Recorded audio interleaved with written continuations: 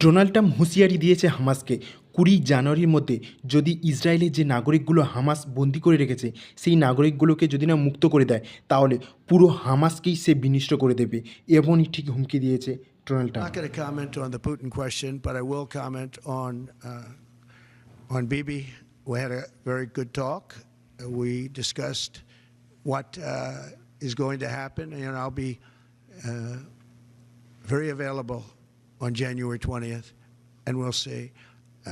As you know, I gave warning that if these hostages aren't back home by that date, all hell's going to break out, and very strong.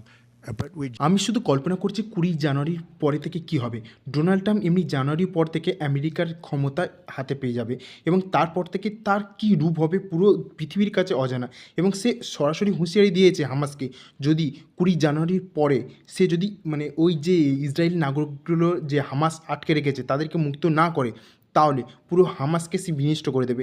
একে তো দেখতে পাচ্ছি যে Israel প্রতিনিয়ত তাদের সীমানা middle ইস্টে বাড়াতেই থাকছে এবং যে এই হামাসদের যে ওয়ার্নিংটা দিয়েছে যে তারা যদি ২০ তারিখের মধ্যে না ছাড়ে তাহলে তাদেরকে বিনষ্ট করে দেবে, তাহলে এরপরে আর কি করবে ইসরায়েলকে আরও সরাসরি সাপোর্ট করছে, যতটা জো বাইডেন করতো তার থেকে আরও দ্বিগুণ সাপোর্ট করছে এইদিকে ডোনাল্ড ট্রাম্প।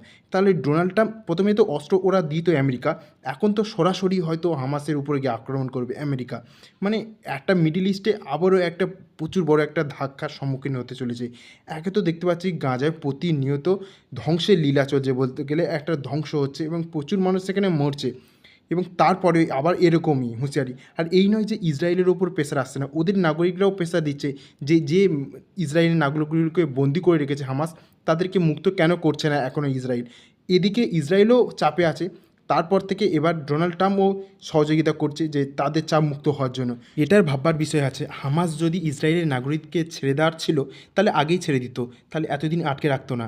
আর ইসরায়েলও কখনো বসে থাকবে না, ইসরায়েলের নাগরিকদের যত দিন আটকে থাকবে তত দিন এই প্রকারের হত্যা লীলা চলতে থাকবে। সুতরাং এর শেষ কোথায় কেউ জানে না এবং ২০ জানুয়ারির পরে কী হবে তাও কেউ জানে না।